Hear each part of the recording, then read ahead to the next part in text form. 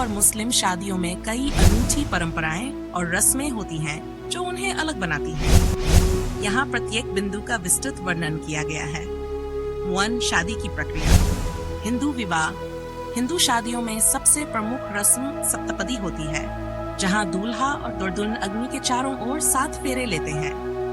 प्रत्येक फेरे के साथ वे एक दूसरे के प्रति 7 वचन देते हैं। अग्नि को साक्षी मानकर ये फेरे लिए जाते हैं, जो विवाह को पवित्र बनाते हैं। मुस्लिम निकाह। मुस्लिम विवाह में निकाह होता है, जो एक धार्मिक और कानूनी अनुबंध है। निकाह के दौरान दूल्हा और दुल्हन अपनी मर्जी से शादी के लिए कबूल है कहते हैं। इसके बाद निकाहनामा पर हस्ताक्षर किए जाते हैं। निकाह काजी धार्मिक न्यायाधीश की उपस्थिति में होता है, जो निकाह की शर्तें और मेहर की राशि तय करता है। 2. शादी का अनुबंध। हिंदू विवाह। हिंदू शादियों में विवाह को संपूर्ण और अटल संस्कार माना जाता है। यह एक ऐसा बंधन है जिसे जीवन भर निभाना होता है। यहाँ कोई लिखित अनुबंध नहीं होता, क्योंकि इसे धार्मिक रस्मों के माध्यम से पवित्र माना जाता है। मुस्लिम निकाह। मुस्लिम शादियों में निकाह एक कानूनी अनुबंध है, जिसे निकाहनामा कहा जाता है। इसमें शादी की शर्तें, मेहर की राशि और दोनों पक्षों के अधिकार और कर्तव्य स्पष्ट रूप से लिखित होते हैं। निकाह को कानूनी और धार्मिक दोनों रूप से मान्यता प्राप्त होती है। महिला के अधिकार। हिंदू विवाह। हिंदू शादियों में तलाक की प्रक्रिया जटिल हो सकती है और इसके लिए कानूनी प्रक्रिया का पालन करना पड़ता है। महिला को सामाजिक और पारिवारिक दबाव का सामना करना पड़ सकता है। हालांकि हाल के वर्षों में कानूनी सुधारों के माध्यम से महिलाओं के अधिकार बढ़ाए गए हैं। मुस्लिम निकाह। मुस्लिम विवाह में महिला के पास तलाक का अधिकार होता है, जिसे खुला कहा जाता है। इसके अलावा निकाह के समय दुल्हन को मेहर, धन या संपत्ति दी जाती है, जो कि उसका अधिकार होता है, और तलाक की स्थिति में उसे सुनिश्चित किया जाता है। शादी का स्थान। हिंदू विवाह। हिंदू शादियां अक्सर मंदिर में, घर पर या मंडप के नीचे होती हैं। विवाह स्थल को विशेष रूप से सजाया जाता है और पवित्र बनाया जाता है। मंडप के नीचे अग्नि को स्थापित किया जाता है और विवाह की सभी रस्में वहीं होती हैं। मुस्लिम निकाह मस्जिद में, घर पर या किसी अन्य उपयुक्त स्थल पर आयोजित किया जा सकता है। स्थल का चयन परिवार की सुविधा और परंपरा के अनुसार किया जाता है। निकाह का मुख्य उद्देश्य धार्मिक रूप से विवाह को संपन्न करना होता है, इसलिए स्थल का विशेष रूप से धार्मिक होना जरूरी नहीं है। प्रार्थनाएं और मंत्र।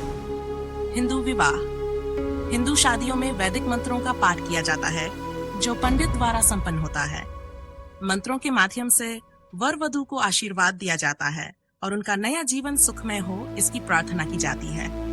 ये मंत्र विवाह की पवित्रता और दैवीयता को दर्शाते हैं। मुस्लिम निकाह के दौरान कुरान की आयतें पढ़ी जाती हैं और दुआ की जाती है। दुआ में अल्लाह से दुआ की जाती है कि वह इस विवाह को सफल बनाए और दोनों को खुशहाल जीवन प्रदान करे।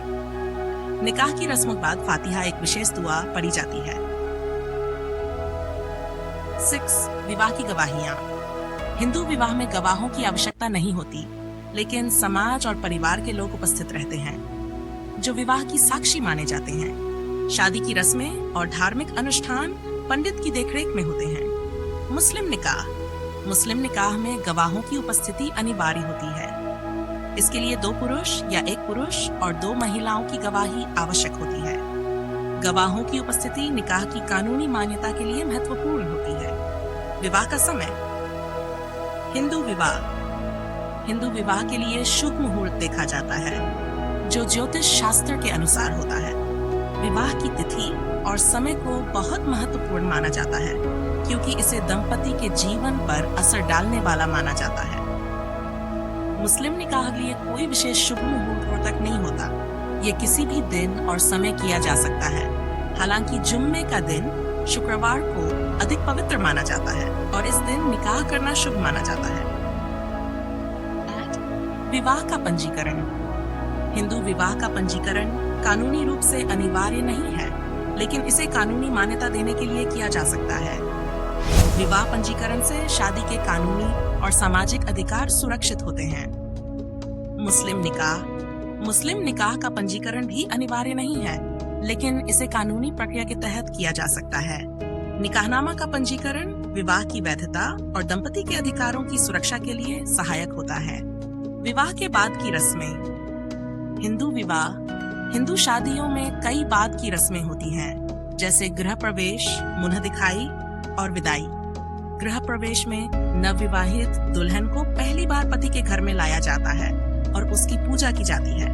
मुन्ह दिखाई में परिवार के सदस्य और रिश्तेदार दुल्हन को उपहार देते हैं। मुस्लिम निकाह।